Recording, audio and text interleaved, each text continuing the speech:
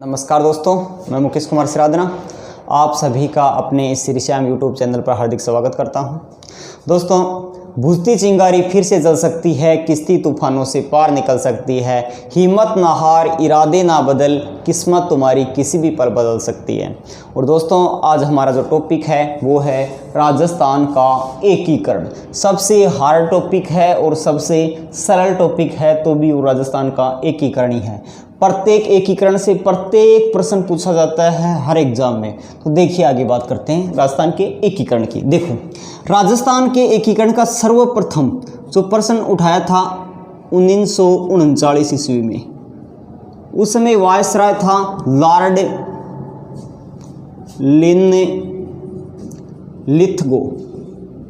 Lithgow. यानी राजस्थान के एकीकरण या सामूहिकरण पर सर्वप्रथम जो प्रश्न उठाया था, वो प्रश्न उठाया किसने था? यानी एकीकरण पर ही प्रश्न उठाया किसने था? लॉर्ड लिथगो ने। कब? 1939 ईस्वी में। देखिए, इस एकीकरण की जो योजना है, ये योजना किसने बनाई थी? ये बनाई थी राम मनोहर ने। इस राम मनोहर ने क्या बनाई थी? योजना बनाई थी एकीकरण की। अब देखो, राजस्थान का जब एकीकरण हुआ, एकीकरण के समय ब्रिटेन का पीएम कौन था? ब्रिटेन का पीएम, प्रधानमंत्री। तो ब्रिटेन का प्रधानमंत्री था एटली। और ये एटली कौन सी पार्टी से था? तो पार्टी थी लेबर पार्टी। इसी लेबर पार्टी को दोस्तों कहा जाता है मजदूर दल। लेबर पार्टी या मजदूर दल। अब देखो, ब्रिटेन का प्रधानमंत्री कौन था? एटली। ए से एकीकरण और ए से एटली, याद रह जाएगा। अब देखो, राजस्थान का जो एकीकरण है वो एकीकरण 7 चरणों में हुआ था। राजस्थान का एकीकरण कितने चरणों में? 7 चरणों में हुआ था। तो हमने अभी तक बात की है कि राजस्थान का जो एकीकरण है, इसका सर्वप्रथम जो प्रश्न उठाया था, वो प्रश्न उठाया था 1939 ईस्वी में वायसराय लॉर्ड लिथगो। और मैंने ये कहा कि योजना तैयार की थी वो राम मनोहर ने। और साथ में दोस्तों ध्यान में रखना, एकीकरण के समय ब्रिटेन का पीएम कौन था? तो वो था एटली, जो कौन सी पार्टी से था? लेबर पार्टी से। अब देखो, 5 जुलाई की बात आती है। 5 जुलाई 1947 ईस्वी को क्या हुआ? 5 जुलाई 1947 ईस्वी को रियासती सचिवालय की स्थापना। पिछली बार पटवार में पूछा गया था रियासती सचिवालय की स्थापना कब हुई? तो आंसर आना चाहिए था 5 जुलाई 1947। तो 5 जुलाई 1947 ईस्वी को रियासती सचिवालय की स्थापना हुई। और इसका जो अध्यक्ष बनाया गया था सरदार वल्लभ भाई पटेल को। सरदार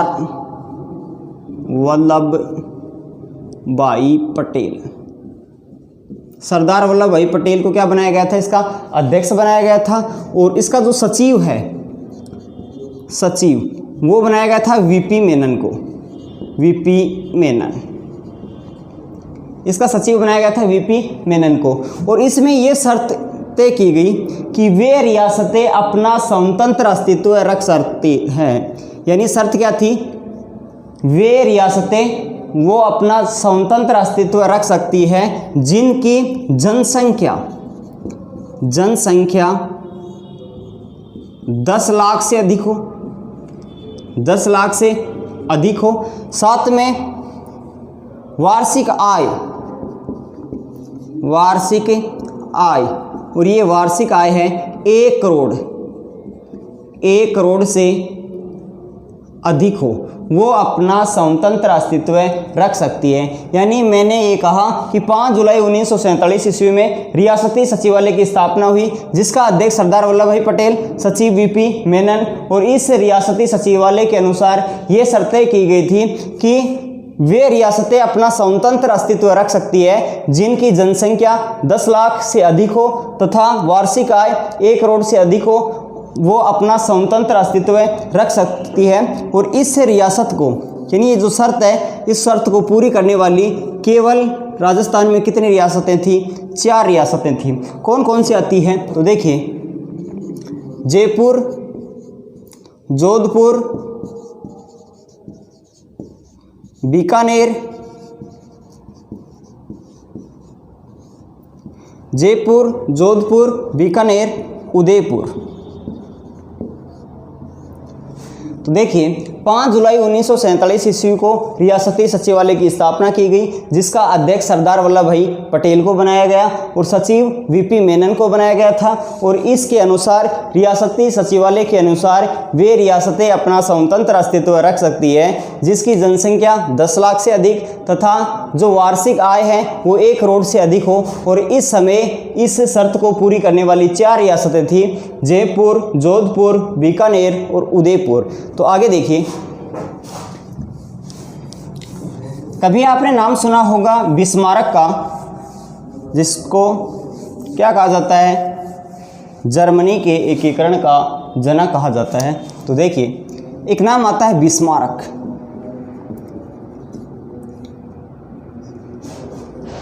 इसे कहा जाता है जर्मनी के एकीकरण का जनक। जर्मनी के एकीकरण का जनक कौन है? बिस्मार्क। और हमारी बात करें सरदार वल्लभ भाई पटेल की, सरदार वल्लभ भाई पटेल, ये क्या है? ये है दोस्तों भारत, या हम कह सकते हैं राजस्थान, भारत या राजस्थान में या के एकीकरण का जनक, एकीकरण का जनक। देखिए, भारतीय राजस्थान के एकीकरण का जनक। दोस्तों ध्यान में रखना, सरदार वल्लभ भाई पटेल, इस सरदार वल्लभ भाई पटेल है, यही है भारत या राजस्थान के एकीकरण का जनक है। और ध्यान में रखना, भारत का प्रथम गृह मंत्री भी है, भारत का प्रथम गृह मंत्री।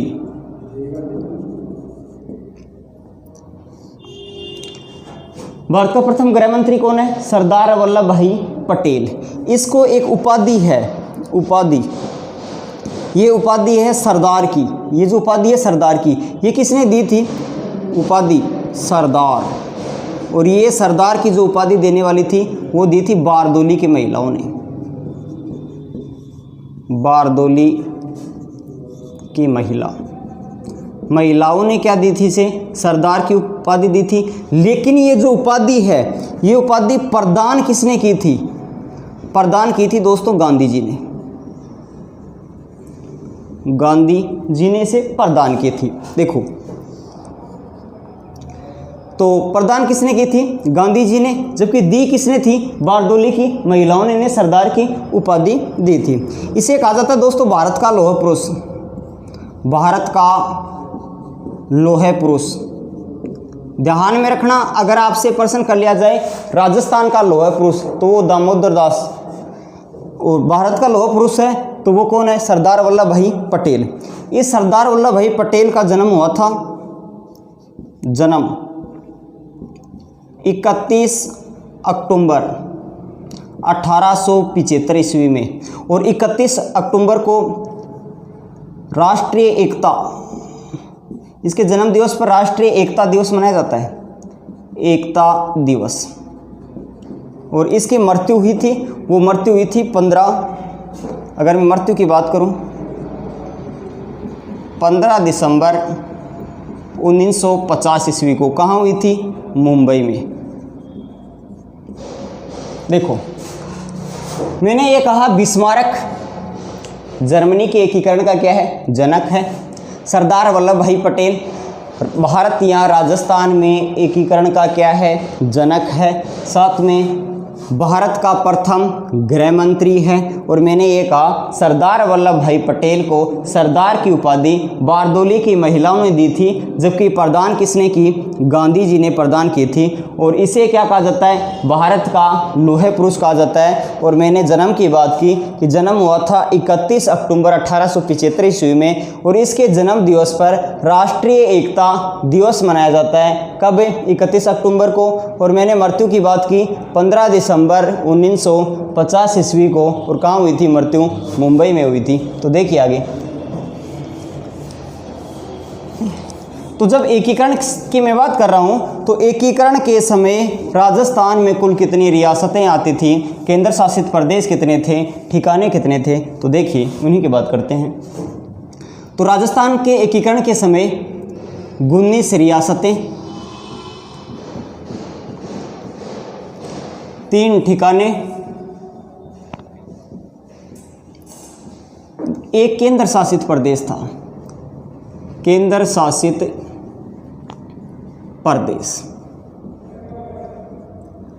तो उस समय क्या थे? राजस्थान का जब एकीकरण हुआ था उस समय 19 रियासतें थी, 3 ठिकाने थे और 1 केंद्र शासित प्रदेश थे। ठिकाने कौन कौन से थे? कुशलगढ़ है, नीमराना है, लावा है। और केंद्र शासित प्रदेश था अजमेर, मेरवाड़ा। तो अभी हम सभी की बात करेंगे, 19 रियासतों की भी बात करेंगे, 3 ठिकानों की भी बात करेंगे और 1 केंद्र शासित प्रदेश की बात करेंगे। तो आजकल जो प्रश्न है वो कैसे पूछे जाएंगे वो देखिए। जब एकीकरण के समय 19 रियासतें हैं तो प्रत्येक रियासत का शासक भी ध्यान में रखना होगा। प्रत्येक रियासत के शासक ने विशेष कार्य क्या किया था वो भी ध्यान में रखना होगा। 3 ठिकानों के शासक भी याद रखने होंगे, केंद्र शासित प्रदेश का शासक भी याद रखना होगा। तो देखिए एक एक बात करते हैं। तो सबसे पहले हम बात करते हैं 19 रियासतों की कि 19 रियासत कौन कौन सी आती हैं, कौन कौन उस समय शासक थे, विशेष कार्य क्या किए गए। तो देखिए सबसे पहले मैं बात कर रहा हूं उदयपुर। और उदयपुर का शासक था भूपाल सिंह। भूपाल सिंह। एकीकरण के समय उदयपुर का शासक कौन था? तो आपका सीधा सीधा आंसर होगा कौन? भूपाल सिंह। इस भूपाल सिंह ने राजस्थान, गुजरात व मालवा को मिलाकर, यानी राजस्थान, गुजरात, मालवा को मिलाकर राजस्थान यूनियन बनाना चाहा। राजस्थान यूनियन संघ बनाना चाहा। लेकिन दोस्तों इस समय जब ये सपना था इसका भोपाल सिंह का कि राजस्थान, गुजरात और मालवा को मिलाकर राजस्थान यूनियन संघ बनाया जाए, और इस समय 22 राजाओं ने भाग भी लिया। 22 राजाओं ने भाग लिया, लेकिन ये उदयपुर के शासक भूपाल सिंह का सपना क्या रह गया? असफल। तो मैंने ये कहा, पहली रियासत की मैंने बात की उदयपुर की, और मैंने ये कहा कि उदयपुर का शासक कौन था? भूपाल सिंह था। ये राजस्थान, गुजरात व मालवा को मिलाकर राजस्थान यूनियन संघ बनाना चाहा था, लेकिन 22 राजाओं ने भाग भी लिया, लेकिन ये भूपाल सिंह का सपना क्या रहा? असफल रहा। तो आगे देखिए,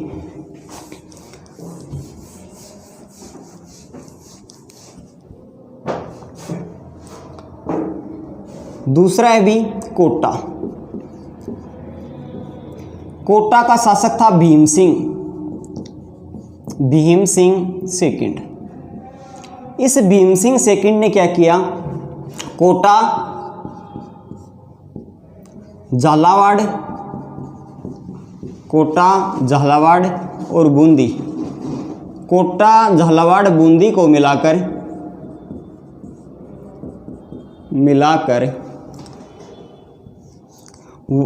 हाड़ौती संघ बनाना चाहा। लेकिन इस कोटा के शासक भीम सिंह सेकंड का भी जो सपना है वो क्या रह गया? असफल। इसका सपना है वो भी क्या रह गया, असफल हो गया। इसी प्रकार से कुछ प्रयास किए गए। डूंगरपुर का शासक आता है, डूंगरपुर, और इस डूंगरपुर का जो शासक आता है उसका नाम है लक्ष्मण सिंह। लक्ष्मण सिंह, डूंगरपुर का शासक कौन आता है, लक्ष्मण सिंह। इस लक्ष्मण सिंह ने डूंगरपुर, बांसवाड़ा, डूंगरपुर, बांसवाड़ा, प्रतापगढ़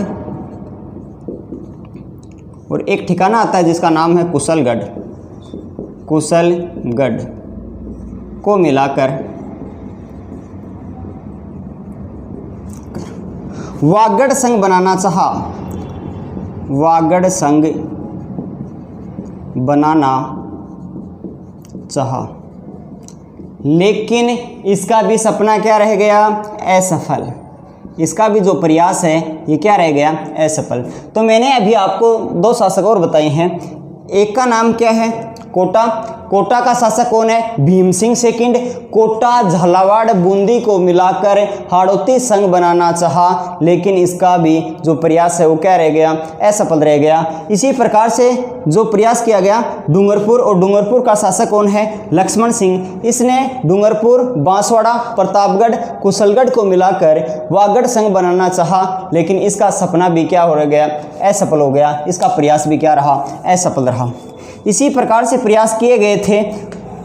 जयपुर की मैं बात करूं तो जयपुर का जो शासक आता है उसका नाम है मान सिंह। तो देखिए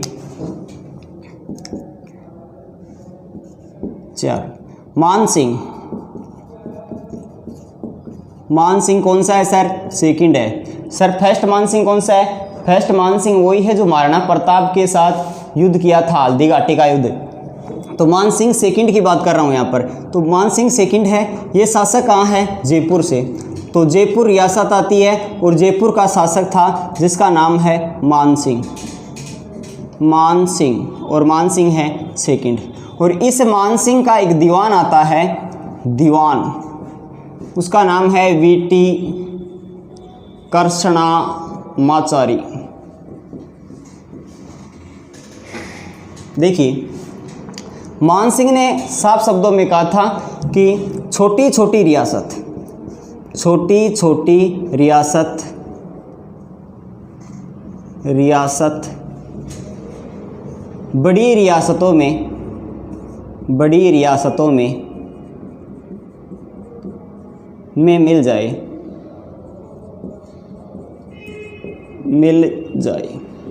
यानी जो छोटी छोटी रियासत है वो बड़ी जो रियासतों में मिल जाए। लेकिन यहाँ जयपुर के शासक मान सिंह सेकंड का भी जो सपना है वो क्या रह गया, असफल। इसके भी जो प्रयास है वो क्या रह गए, असफल रह गए। और आगे मैं बात करूँ तो बांसवाड़ा की बात करें, और बांसवाड़ा का शासक आता है बांसवाड़ा। और बांसवाड़ा का शासक आपको पता ही है, जिसने ये कहा था कि मैं अपने डेथ वारंट पर हस्ताक्षर कर रहा हूँ। तो बांसवाड़ा का जो शासक कौन आता है, चंद्रवीर सिंह। चंद्रवीर सिंह। और इस चंद्रवीर सिंह ने अपने राजस्थान के एकीकरण पर हस्ताक्षर करते हुए कहा था, मैं अपने डेथ वारंट पर हस्ताक्षर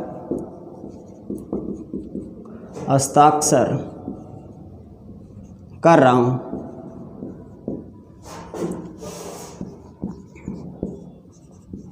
तो देखिए मैंने कहा कि जयपुर का शासक कौन है, मान सिंह सेकंड। मान सिंह सेकंड का दीवान कौन है, वीटी कृष्णामाचारी।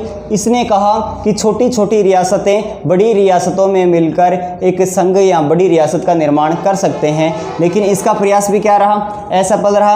और बांसवाड़ा का चंद्रवीर सिंह आता है। बांसवाड़ा का शासक कौन था, चंद्रवीर सिंह। और इसने राजस्थान के एकीकरण पर हस्ताक्षर करते हुए कहा था कि मैं अपने डेथ वारंट पर हस्ताक्षर कर रहा हूँ। कहने का मतलब ये है कि मैं मेरे मृत्यु प्रमाण पत्र पर क्या कर रहा हूँ, हस्ताक्षर कर रहा हूँ। तो आगे देखिए छठी रियासत कौन सी आती है, उनकी बात करेंगे।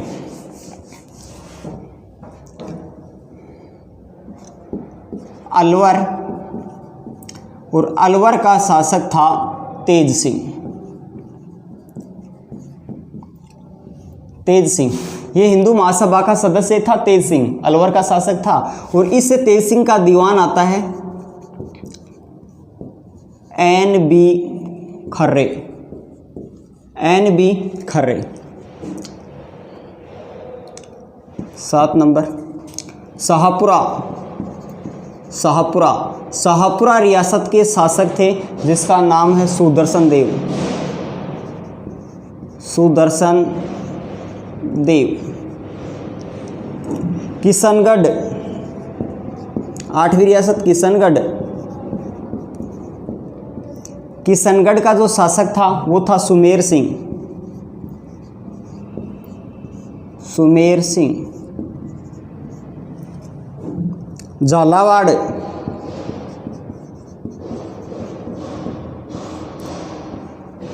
झालावाड़, झालावाड़ का शासक था हरिश्चंद्र।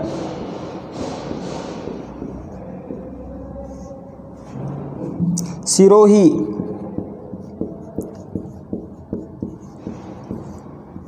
सिरोही का शासक था अभय सिंह। देखिए मैंने ये कहा कि अलवर का जो शासक है एकीकरण के समय वो कौन था, तेज सिंह था। और तेज सिंह का दीवान कौन था, NB खर्रे। और साथ में दोस्तों याद रखना कि ये हिंदू महासभा के सदस्य थे। और महात्मा गांधी की जब हत्या हुई थी, और हत्या तो की थी नाथूराम गोडसे ने, लेकिन शक किस पर किया गया था, अलवर के शासक तेज सिंह पर किया था। आगे बात करेंगे इसकी। और शाहपुरा का उस समय शासक कौन था, सुदर्शन देव। किशनगढ़ सुमेर सिंह, झालावाड़ हरिश्चंद्र, सिरोही अभय सिंह। तो आगे बात करते हैं।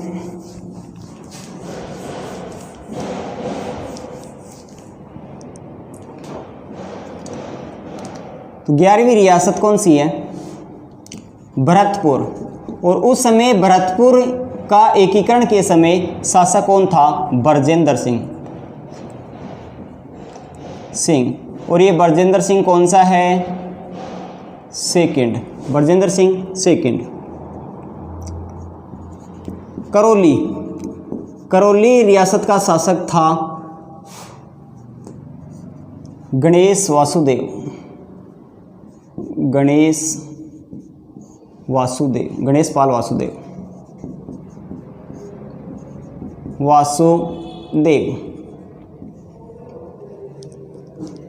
टोंक,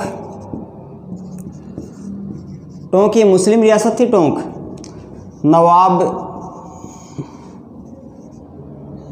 अजीज उदौला।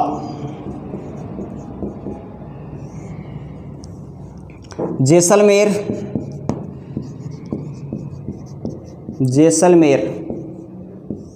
जैसलमेर का शासक था रघुनाथ सिंह। दोस्तों ध्यान में रखना रघुनाथ सिंह, लेकिन जब एकीकरण की शुरुआत हुई थी उस समय था जवाहर सिंह। जब शामिल हुई जैसलमेर उस समय कौन था, रघुनाथ सिंह। पहले था जवाहर सिंह का शासनकाल आता है 1914 से 1949। देखो आगे। तो मैंने ये कहा भरतपुर का शासक कौन था, बरजेंद्र सिंह सेकंड था। करौली का गणेश पाल वासुदेव था। टोंक का नवाब अजीज उदौला था। जैसलमेर का शासक था रघुनाथ सिंह। और एकीकरण की जब शुरुआत थी उस समय था जवाहर सिंह।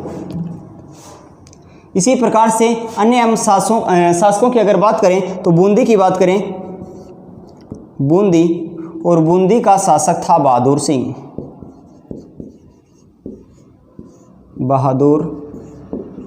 सिंह। तो मैंने ये बात की है कि साहब भरतपुर का शासक एकीकरण के समय कौन था, बरजेंद्र सिंह सेकंड था। करौली का गणेश पाल वासुदेव था। टोंक की बात करें नवाब अजीज उदौला था। जैसलमेर की बात करें रघुनाथ सिंह था। बूंदी की बात करें बहादुर सिंह था। तो आगे देखिए,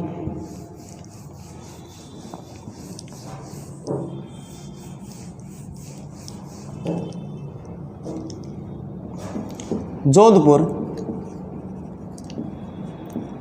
और ये जोधपुर का जो शासक आता है उसका नाम है हनुमंत सिंह। इस हनुवंत सिंह ने क्या किया, इस हनुवंत सिंह ने मोहम्मद अली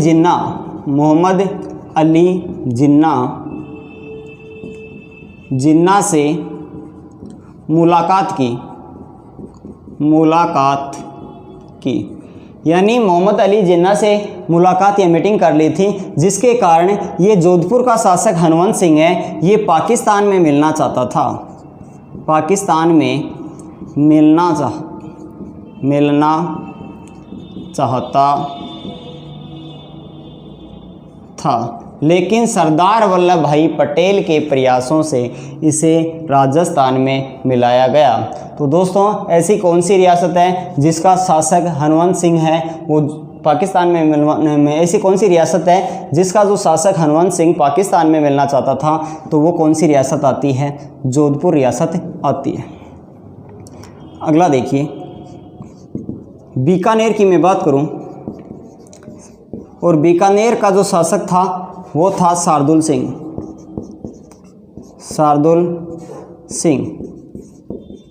और इस शार्दुल सिंह ने राजस्थान के एकीकरण पर सर्वप्रथम हस्ताक्षर किए, यानी राजस्थान के एकीकरण पर सर्वप्रथम हस्ताक्षर किसके द्वारा किए गए, तो बीकानेर का शासक आता है जिसका नाम क्या है, शार्दुल सिंह। और कब किए गए थे, तो दोस्तों याद रखना 7 अगस्त 1947। धौलपुर की मैं बात करूं, धौलपुर का शासक था उदय भान सिंह।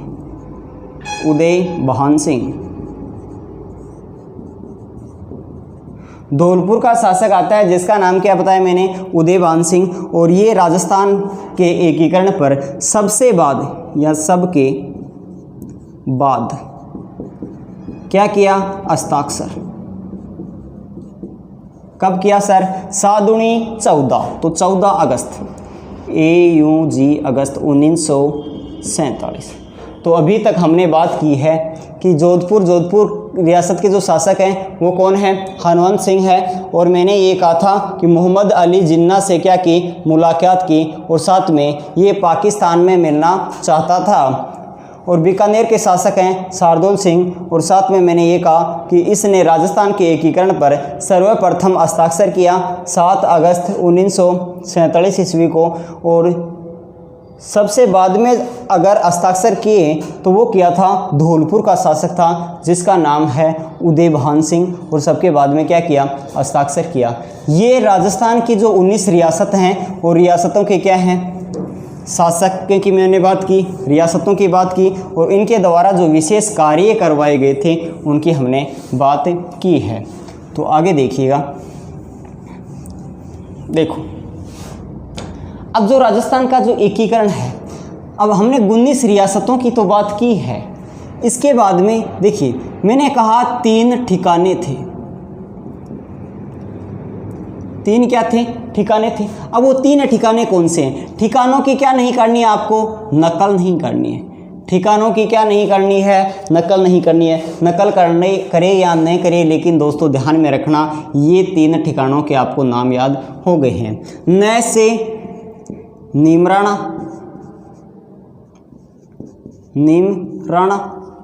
कैसे, देखो न से हो गया नीमराणा, कैसे कुशलगढ़, और ल से लावा। ये क्या है, 3 ठिकाने हैं। अब मैं 3 ठिकानों की मैं बात कर रहा हूं, तो देखिए नीमराणा जो ठिकाना है ये है दोस्तों अलवर में, अलवर। नीमराणा ठिकाना की अगर शासक की मैं बात करूं, शासक, और वो शासक कौन था, राव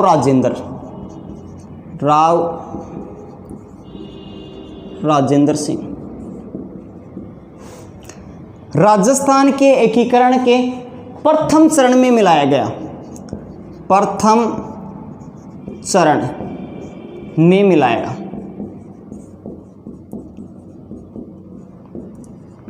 प्रथम चरण में मिलाया गया। तो मैंने ये कहा कि नीमराणा कहाँ है, अलवर में है। शासक कौन है, राव राजेंद्र सिंह है। और राजस्थान के एकीकरण के प्रथम चरण में मिलाया गया। किसको मिलाया गया, नीमराणा को। नीमराणा कहाँ है, अलवर में है। तो पहला ठिकाने की मैंने बात की नीमराणा, और ये कहाँ है, अलवर रियासत में है। शासक कौन है, राव राजेंद्र सिंह। नीमराणा का क्या था, शासक था। और राजस्थान के प्रथम चरण हुआ था एकीकरण का, उसमें इसको मिलाया गया था। तो देखिए दूसरा कौन सा है, दूसरा है कुशलगढ़। कुशलगढ़, देखो कुशलगढ़, कुशलगढ़ है, ये कहाँ है, ये है दोस्तों बांसवाड़ा में, बांसवाड़ा। ठीक, यहाँ का जो शासक है, शासक कौन था, हरिंदर सिंह। शासक था हरिंदर सिंह। शासक कौन था, हरिंदर सिंह। देखो कुशलगढ़ है, ये सबसे बड़ा ठिकाना था, सबसे बड़ा ठिकाना। अगर प्रश्न कर लिया जाए सबसे बड़ा ठिकाना कौन सा था, तो वो था कुशलगढ़। और कुशलगढ़ कहाँ है, बांसवाड़ा में है। जब बांसवाड़ा का विलय हुआ था तो कौन से चरण में, दूसरे चरण में, दूसरे चरण में मिलाया गया, मिलाया गया। कहने का मतलब है पूर्व राजस्थान संघ में मिलाया गया था। तो देखिए बात की हमने कुशलगढ़ ठिकाने की। कुशलगढ़ ठिकाना कहाँ है, बांसवाड़ा में है। वहाँ का शासक कौन था, हरिंदर सिंह था। सबसे बड़ा क्या है, ठिकाना है। और राजस्थान के एकीकरण के दूसरे चरण में मिलाया गया। आगे देखो अगला ठिकाना कौन सा है, तो वो है लावा। देखो तीसरा ठिकाना कौन सा है, तीसरा ठिकाना है दोस्तों लावा। कौन सा ठिकाना है, लावा। लावा कहाँ है, टोंक में, टोंक में। लेकिन दोस्तों ध्यान में रखना, लावा पहले कौन सी रियासत में आता था, पहले जयपुर रियासत में, जयपुर रियासत। तो पहले जयपुर रियासत में आता था, इसलिए सीधी सी बात है पहले जयपुर रियासत में था। और वर्तमान की मैं बात कर रहा हूँ तो वर्तमान कौन से ज़िले में है, टोंक ज़िले में। इसका मतलब सीधा सीधा ये है कि जब राजस्थान के एकीकरण में जयपुर रियासत शामिल होगी, उसी समय क्या शामिल होगा, आपका लावा होगा। और साथ में आपको पता है कि एकीकरण के चौथे चरण में, चौथे चरण में मिलाया गया, मिलाया गया। चौथे चरण में मिलाया गया था किसको, लावा को। लावा कहाँ है, टोंक में। पहले कौन सी रियासत में आता था, जयपुर रियासत में। तो सीधी सी बात है यहाँ का शासक कौन है, शासक था प्रदीप सिंह। शासक कौन आता है यहाँ का, प्रदीप सिंह है। और दोस्तों वेरी वेरी मोस्ट इंपॉर्टेंट, सबसे छोटा ठिकाना कौन सा था, लावा।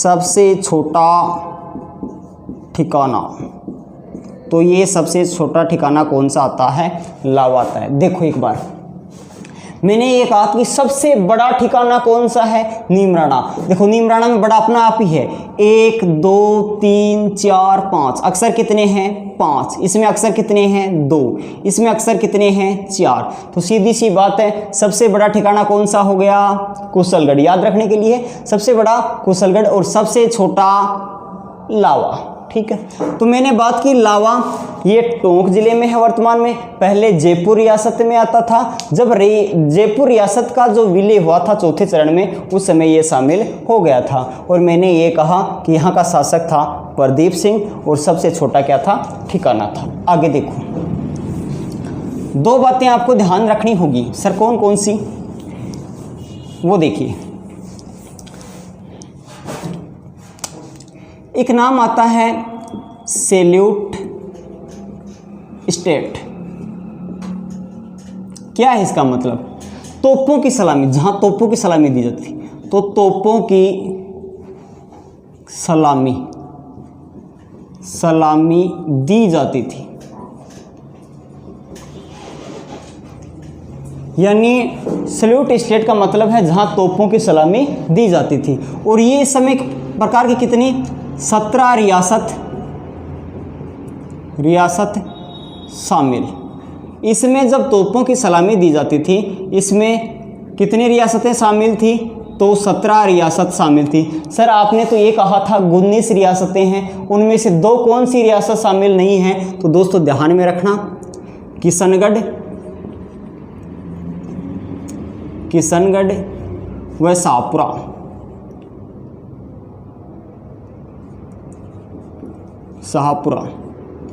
ये किशनगढ़ और शाहपुरा शामिल नहीं है, शामिल नहीं है। तो कौन सी रियासत शामिल नहीं है? कि 19 रियासत है, उनमें से कौन सी? तो किशनगढ़ शामिल नहीं है और शाहपुरा है, ये रियासत शामिल नहीं है। ठीक है। अब देखिए, एकमात्र रियासत है बीकानेर। बीकानेर रियासत को तोप रखने का अधिकार था। तोप रखने का अधिकार था।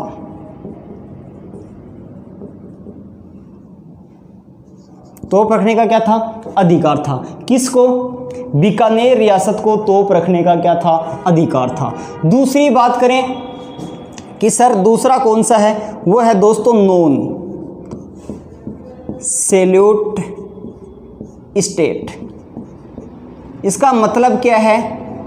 तोपों की सलामी नहीं दी जाती थी।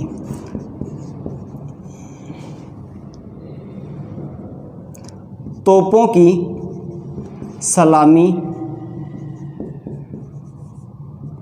की सलामी नहीं दी जाती थी। सर ये कौन कौन है? तो देखिए दोस्तों, जहां तो तोपों की सलामी नहीं दी जाती थी, एक तो 3 ठिकाने। सर 3 ठिकाने कौन कौन से? वही नीमराना, कुशलगढ़,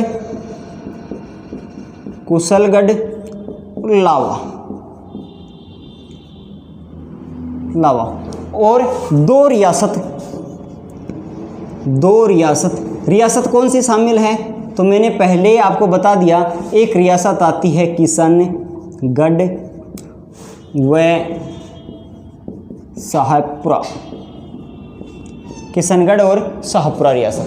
तो देखिए मैंने क्या कहा, सल्यूट स्टेट यानी वे रियासतें जिनको तोपों की सलामी दी जाती थी, और ये कितने 17 रियासत शामिल थी। यानी सल्यूट स्टेट में 17 रियासतें शामिल थी। और सर आपने तो ये कहा था कि 19 रियासत है, उनमें से 2 शामिल नहीं है। वो कौन कौन सी है? किशनगढ़ और शाहपुरा शामिल नहीं है। और बीकानेर रियासत को तोप रखने का क्या था? अधिकार था। मैंने कहा नॉन सल्यूट स्टेट यानी जिन रियासतों को, जिन ठिकानों को तोपों की सलामी नहीं दी जाती थी, उनमें 3 तो ठिकाने आते हैं, नीमराना, कुशलगढ़ और लावा। और 2 रियासतें किशनगढ़ व शाहपुरा। आगे देखो, अब बात करनी है आपको, एक आपने केंद्र शासित प्रदेश का भी जिक्र किया था, उन्हीं की बात करेंगे। तो देखिए केंद्र शासित प्रदेश कौन सा है? मैंने ये कहा था कि एक केंद्र शासित प्रदेश,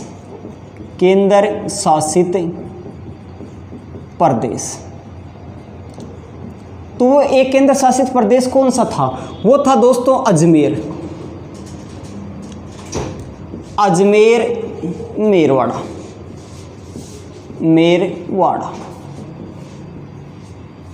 देखो मेरवाड़ा ये क्या था? केंद्र शासित प्रदेश था। सबसे पहले बात करेंगे यहाँ का मुख्यमंत्री कौन था? यहाँ का मुख्यमंत्री था हरिबाहु उपाध्याय।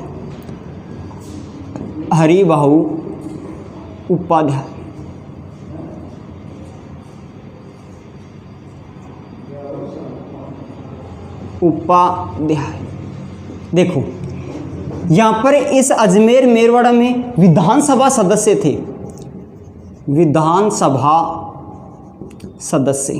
वो विधानसभा सदस्य कितने थे, वो थे 30। और उस समय विधानसभा जो सदस्य हैं, वो विधानसभा है, इस विधानसभा को कहा जाता था दोस्तों धारा सभा। तो कहने का मतलब है इस धारा सभा में सदस्य कितने थे, 30 थे। और आपको पता है मुख्यमंत्री कौन था, हरिबाहु उपाध्याय क्या था, मुख्यमंत्री था। ये है अजमेर मेरवाड़ा जो मुख्यमंत्री हरिबाहु उपाध्याय। मैंने कहा यहाँ पर विधानसभा जो सदस्य हैं वो 30 हैं, और उस समय विधानसभा को क्या कहा जाता था, धारा सभा कहा जाता था। देखो ये राजस्थान के एकीकरण के कौन से चरण में शामिल हुआ था, तो ये मतलब 7वें, राजस्थान के एकीकरण के 7वें चरण में शामिल हुआ। यानी कहने का मतलब जो 7वां चरण है, यानी राजस्थान का एकीकरण पूर्ण हुआ था, वो हुआ था 1 नवंबर 1956 में। तो 1 नवंबर 1956 ईस्वी को अजमेर मेरवाड़ा है ये राजस्थान के एकीकरण में शामिल हुआ था। तो दोस्तों आज के लिए इतना ही काफ़ी है। चैनल को ज़्यादा से ज़्यादा लाइक करें, शेयर करें और सब्सक्राइब करें, और साथ में अपने दोस्तों को ज़्यादा से ज़्यादा शेयर करें, और अपनी पढ़ाई है वो निरंतर करते रहिए।